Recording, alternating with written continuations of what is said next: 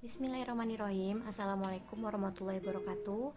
Perkenalkan, nama saya Kori Sakinah Istifaro dengan NIM 181360033. Baiklah, di sini saya akan menceritakan kisah seorang pengusaha sukses, yaitu Bapak Khairul Tanjung. Nah, kisah beliau ini sangat menginspirasi, khususnya untuk kita para pemuda Indonesia. Nah, semoga ini dapat menjadi salah satu referensi, dan karena saya di sini menggunakan buku yang beliau sendiri memantau, dan ini bukunya sangat keren banget. Ini berisi tentang perjalanan hidup beliau dari mulai SD sampai beliau sukses, Masya Allah. Dan ini adalah susunan dari Bapak Ca Gunawan Direja. Nah, baiklah kita mulai. Yang pertama adalah saya akan membahas biografi. Nah, biografi beliau adalah, nama beliau tentunya adalah Khairul Tanjung, dan beliau memiliki julukan yaitu si anak singkong. Nah, beliau lahir di Jakarta pada tanggal 16 Juni 1962. Nah, beliau lahir dari pasangan Abdul Ghaffar Tanjung dan Halimah. Khairul Tanjung memiliki 6 saudara, dan beliau menikah dengan Anita Ratnasari Tanjung dan dikaruniai 2 orang anak yang bernama Putri Indah Sari Tanjung dan Rahma Dwi Putra Tanjung. Kemudian kita lanjut ke pendidikan. Background pendidikan beliau adalah di SD Vanlit Jakarta, kemudian SMP Vanlit Jakarta, kemudian di SMA Negeri 1 Budi Utomo, dan dilanjutkan ke Fakultas Kedokteran Gigi Universitas Indonesia, dan kemudian lanjutkan lagi ke Eksekutif IPPM. Nah, karir beliau, ya walaupun background pendidikan beliau adalah seorang dokter gigi, namun beliau sangat mencintai bisnis, sehingga karir beliau berkaitan erat dengan bisnis, yaitu pendiri PT Pariarti Sindu Utama, kemudian pemilik Bandung Supermall, kemudian pemilik Transcorp, dan juga pemilik Para Group.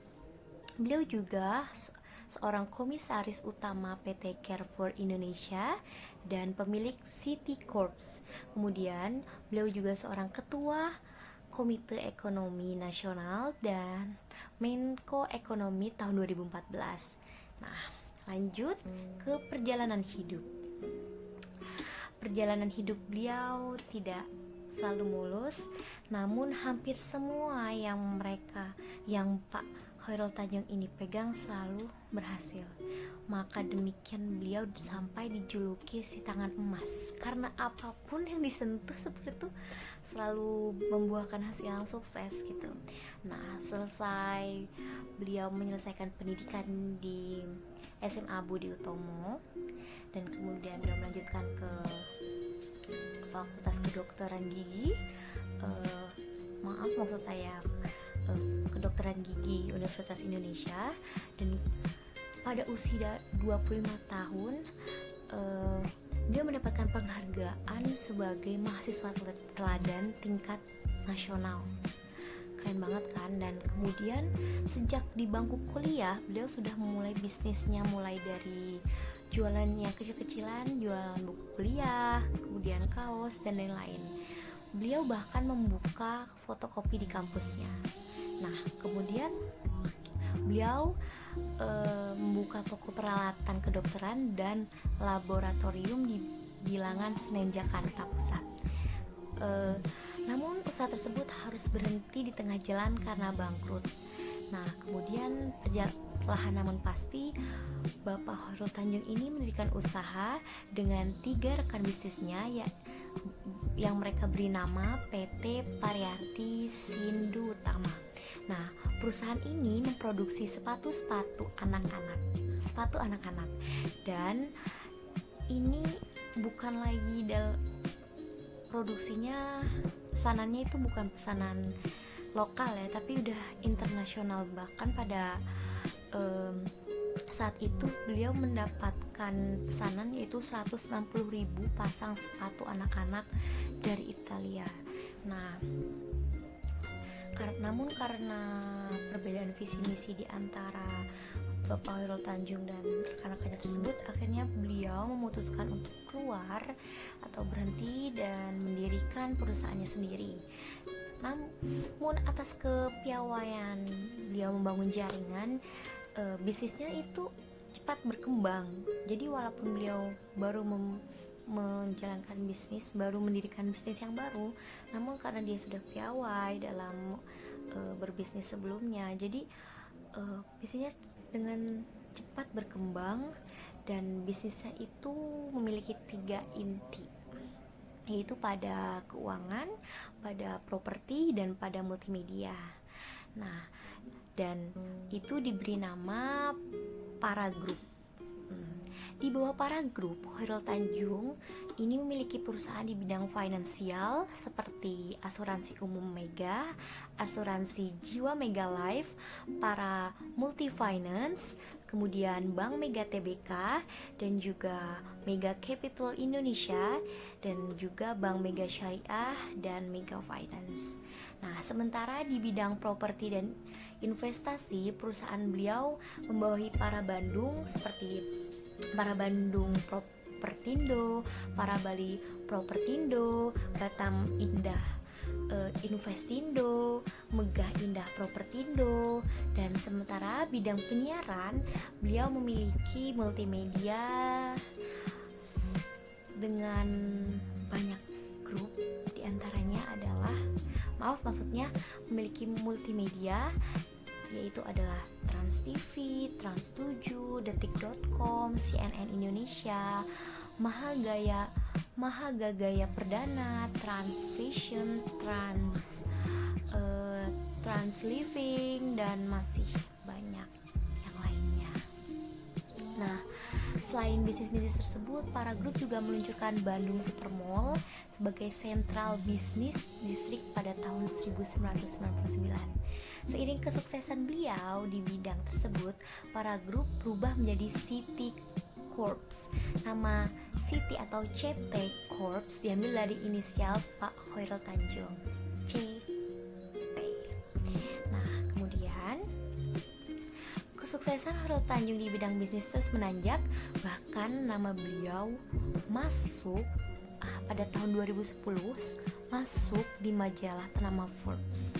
Dan selain keberhasilan bisnisnya, Khairul Tanjung juga didaulat sebagai Ketua Umum PBSI, dan juga bahkan pada saat itu Presiden menjabat, yaitu Bapak Presiden Susilo Bambang Yudhoyono, memintanya sebagai Menko Perekonomian menggantikan Hatta Rajasa sejak 19 Mei 2014 hingga 27 Oktober 2014. Nah, beliau berhasil mengumpulkan kekayaan hingga mencapai 4,8 miliar US dollar atau setara dengan 67,4 triliun rupiah.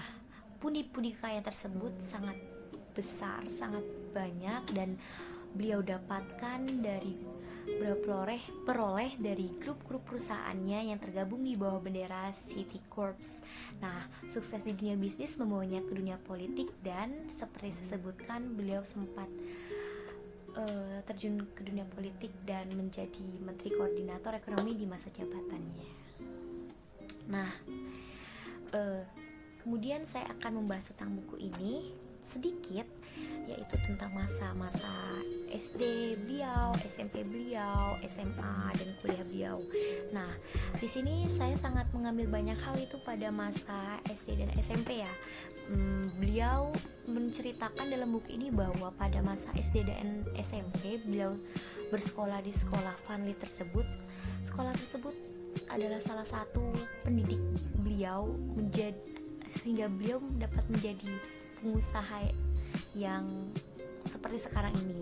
Beliau bercerita pengalaman beliau pertama kali berjualan itu ketika di SD Vanlit. Nah, pada saat itu program di sekolahnya itu mengharuskan siswa-siswanya itu menjadwalkan diri mereka itu berjualan bergantian rolling, jualan es. Nah, jualan es tersebut kemudian setelah berjualan es mereka akan melaporkan pada buku besar hasil perolehan hari itu, dan jika mereka laku pada hari itu mereka mendapatkan imbalan seharga es tersebut, dan jika mereka tidak laku jualan esnya maka mereka akan mendapatkan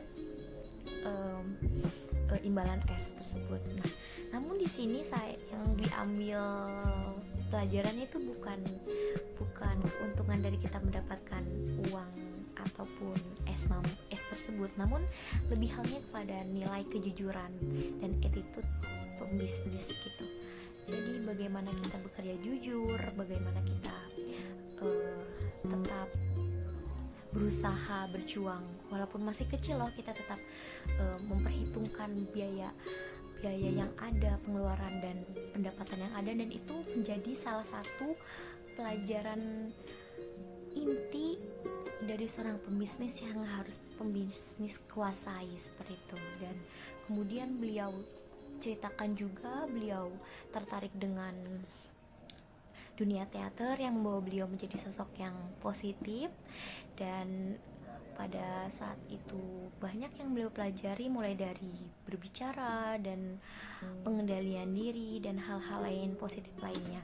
Dan beliau sangat jujur dalam buku ini bercerita bahwa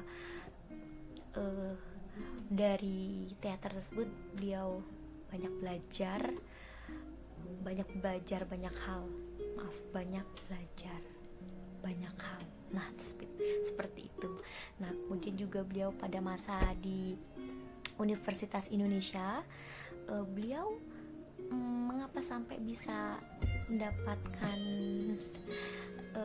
penghargaan mahasiswa teladan itu salah satunya karena beliau sangat aktif pada kegiatan-kegiatan sosial, mengadakan acara-acara kegiatan sosial, karena beliau adalah basicnya pada saat itu jurusan kedokteran gigi.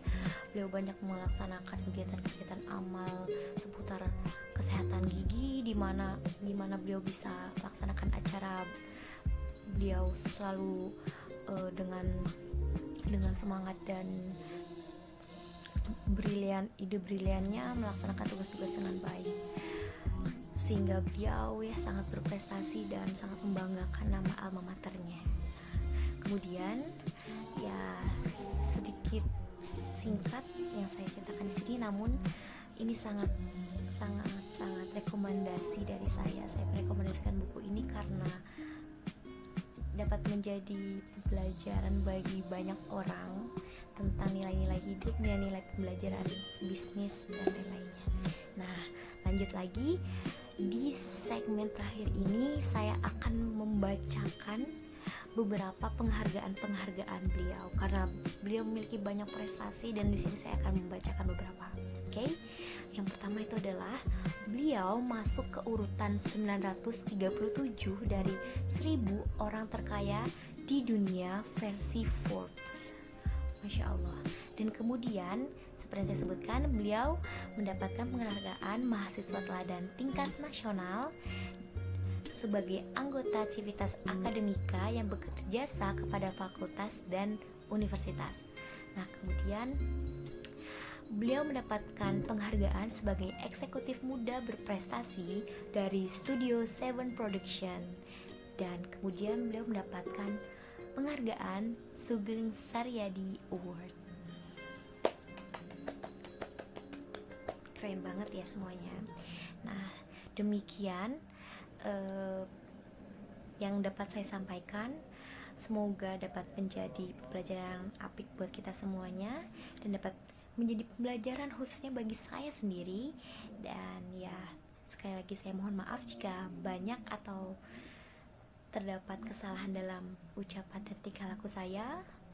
Pada Allah saya mohon ampun. Wassalamualaikum warahmatullahi wabarakatuh.